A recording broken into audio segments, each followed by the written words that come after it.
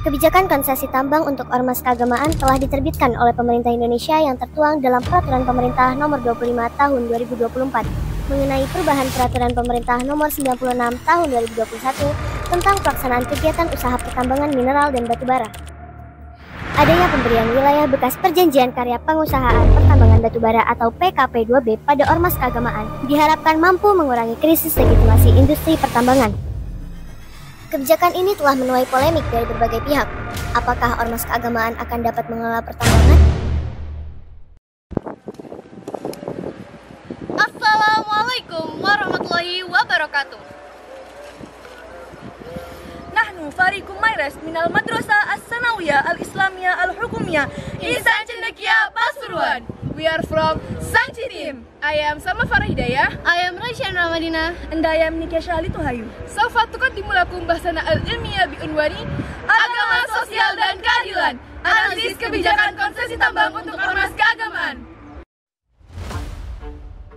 Pemberian izin usaha pertambangan untuk ormas keagamaan telah tercatat pada PP nomor 25 tahun 2024. Data Kementerian SDM telah mencatat sebanyak 4.473 izin pertambangan aktif di Indonesia.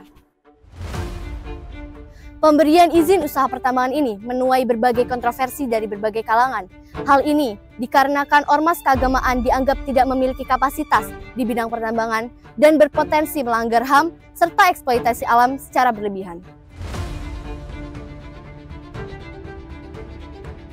Menurut Majelis Tarjih dan Tajdid Pengurus Pusat Muhammadiyah sendiri, keadilan dalam Islam mencakup seluruh aspek alam yang apabila diabaikan dapat menimbulkan kemungkaran dan juga konflik. Karena itu, penelitian ini penting dilakukan sebagai acuan berbagai pihak dalam menetapkan kebijakan dengan melihat respon dari pihak-pihak yang terkait.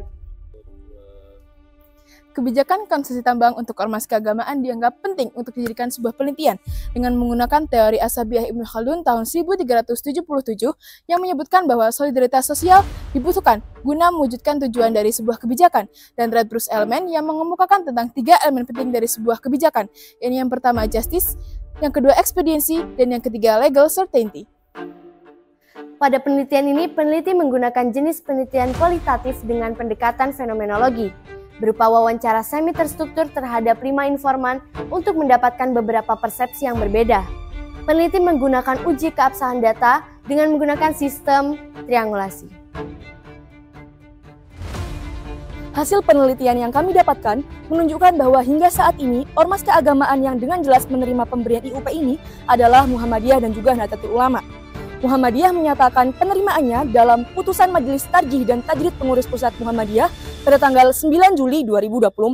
Sedangkan Nahdlatul Ulama menyatakan penerimaannya dalam konferensi pers pada tanggal 5 Juni 2024. Dari 300 data yang telah dikumpulkan dan di-cleansing mengenai respon masyarakat terhadap kebijakan konsesi tambang untuk ormas keagamaan, didapatkan sebanyak 71,66% komentar dengan respon negatif. Hal ini menunjukkan bahwa masyarakat kurang menyetujui tentang adanya kebijakan ini. Hal ini disebabkan karena ormas keagamaan dianggap kurang memiliki kapasitas dalam industri pertambangan.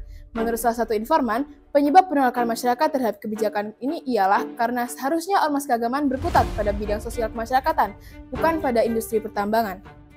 Sedangkan aktivis lingkungan secara tegas menolak kebijakan ini karena dianggap tidak sesuai dengan UU Minerba nomor 3 tahun 2020 yang menyatakan pemberian IUPK untuk badan usaha swasta harus melalui sistem lelang.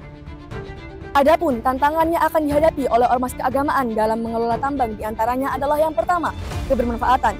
Pada hakikatnya, aktivitas pertambangan lebih banyak menghasilkan mudarat dibandingkan juga manfaat. Yang kedua adalah konflik antar ormas keagamaan. Penerimaan IUPK oleh ormas keagamaan dapat menimbulkan konflik, baik itu internal maupun eksternal ormas keagamaan. Yang ketiga adalah kemampuan dalam pengelolaan tambang. Dalam mengelola tambang dibutuhkan pemahaman terkait regulasi dan juga hukum industri pertambangan. Tantangan yang keempat yakni keadilan antar generasi. Kegiatan pertambangan jangan sampai menimbulkan sebuah kerusakan sehingga berdampak bagi generasi yang mendatang. Yang kelima yakni rehabilitasi lingkungan sebagai bentuk pertanggungjawaban atas kegiatan pertambangan yang telah dilaksanakan sebelumnya. Dan tantangan yang keenam yakni pengawasan yang ketat dari pemerintah kepada ormas keagamaan sebagai penerima IUPK mineral dan batubara. Demikian pemaparan dari tim Sangchi Man Insan Cendekia Pasuruan mengenai analisis kebijakan konsesi tambang untuk ormas keagamaan. Insan Cendekia Pasuruan, maju mendunia!